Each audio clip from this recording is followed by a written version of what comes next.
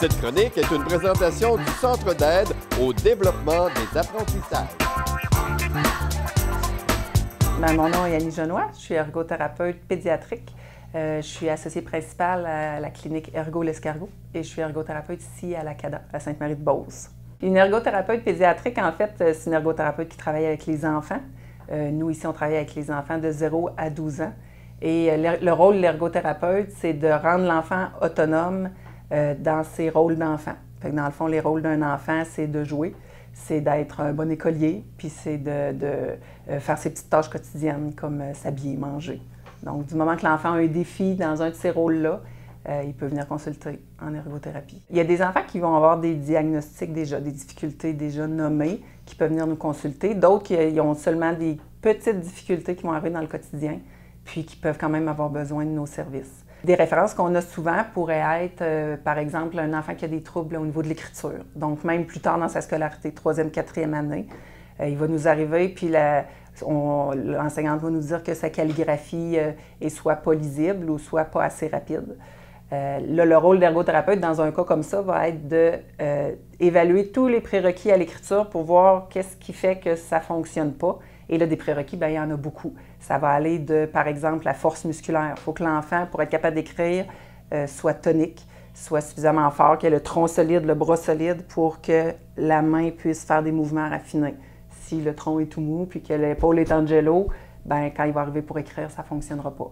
Donc, la force musculaire, elle va se développer chez l'enfant, même du moment de sa naissance. Là, dès que l'enfant commence à ramper, faire du 4 pattes, grimper, plus tard, quand il va jouer dehors, c'est là qu'il va développer sa force.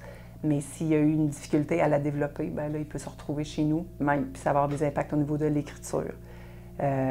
Pour l'écriture, il peut y avoir aussi comme prérequis la coordination œil-main. Donc, l'enfant peut être bien solide, mais quand il arrive pour dessiner, pour tracer, sa main ne va pas nécessairement où lui il veut.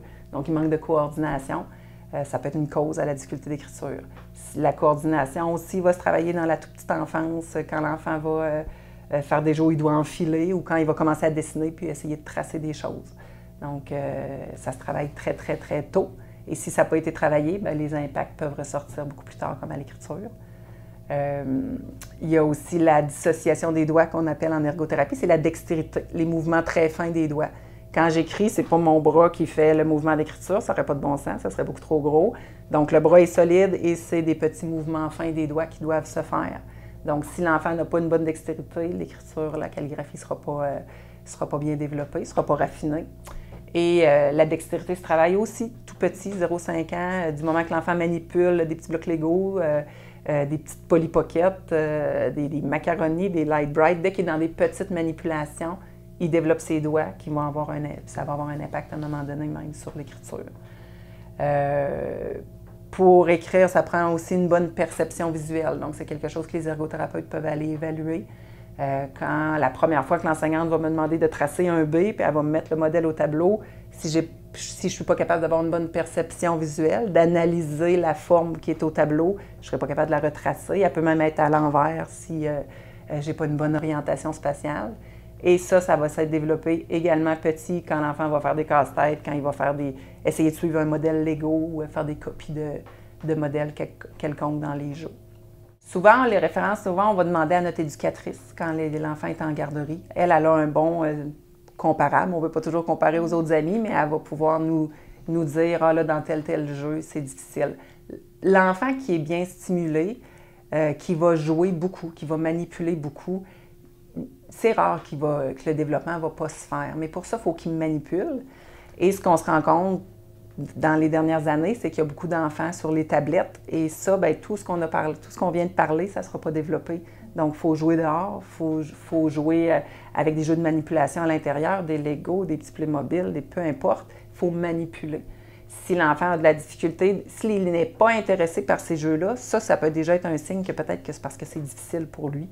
Et à ce moment-là, les parents peuvent consulter ici. Bien, l'ergothérapie, c'est toujours par le jeu, c'est toujours ludique, c'est toujours amusant. Nous, à la base, si l'enfant ne s'amuse pas, il n'est pas en train d'apprendre, c'est sûr. S'il trouve ça plate, il n'apprend pas. Donc, tout se passe par le jeu, et même chez les plus vieux, ça va être par le jeu, même des jeux de société pour les plus vieux. Mais dans le fond, on va chercher la cause des difficultés, et cette cause-là va être travaillée par uniquement par le jeu. Puis on laisse beaucoup de petits devoirs aux parents, on appelle ça des devoirs, mais c'est des jeux. Dans le fond, c'est de jouer avec son enfant. Puis on va recommander soit des jeux du commerce, mais aussi des petits exercices, des petits jeux qui se font très facilement à la maison, là. Mais notre moyen thérapeutique, c'est vraiment par le jeu. Bien, nous, on va avoir des enfants qui peuvent avoir des retards dans leur développement, parce qu'on a des références médicales aussi, là, qui peuvent avoir des retards dans leur développement dès 0 à 1 an. Là, dès l'enfant est rendu à 1 an, il ne fait pas de retournement encore, il ne se tient pas assis encore. Ça peut aller très tôt.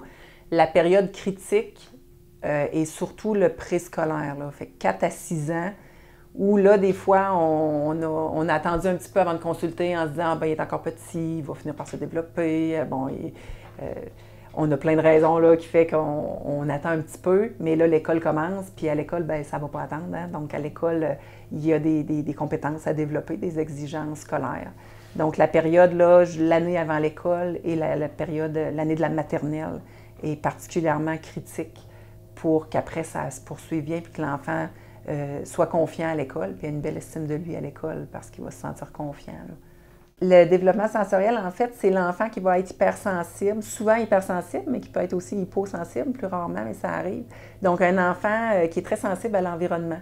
Donc, par exemple, dans notre exemple d'écriture, l'enfant qui est en tâche d'écriture, mais qui est très sensible au bruit, il va entendre tous les crayons qui tombent dans la classe, les amis qui toussent, et il ne sera pas capable de se concentrer parce que tous les bruits le dérangent. Il peut même être dérangé au niveau tactile par ses vêtements. L'enfant qui n'est jamais bien dans ses vêtements, puis qu'il sent les petits fils dans le fond de ses bas, puis l'étiquette qu'il gratte, bien, pendant ce temps-là, il n'est pas capable de se concentrer. Il ne sera pas disponible à la tâche parce qu'au niveau sensoriel, on appelle ça un trouble de la modulation. Ça, c'est de plus en plus fréquent. Et c'est une raison que les gens viennent consulter en ergothérapie. Les conséquences sur l'apprentissage, ça va être surtout d'être capable de s'organiser à la tâche, s'organiser en classe, s'organiser dans son matériel et réaliser même les tâches motrices. L'écriture est une tâche motrice au préscolaire, tout ce qui est bricolage, découpage, des conséquences en éducation physique, beaucoup, que nous, on va voir s'il y a un manque de tonus ou de planification des mouvements. Et même au niveau social, parce que l'enfant qui se trouve moins bon, qui est moins confiant dans ses mouvements, bien souvent au niveau estime de soi et donc au niveau social, ça va être plus difficile aussi à l'école. Les ergothérapeutes sont autonomes de profession. Les parents peuvent appeler par eux-mêmes. Il y a beaucoup de parents qui ont des assurances qui, eux, peuvent avoir des exigences, peuvent nous demander une référence médicale. Le service d'ergothérapie est ici à la CADA, donc sur le site internet infocada.ca. Les parents vont avoir les numéros de téléphone et ils vont être redirigés vers notre clinique pour ce qui est de l'ergothérapie.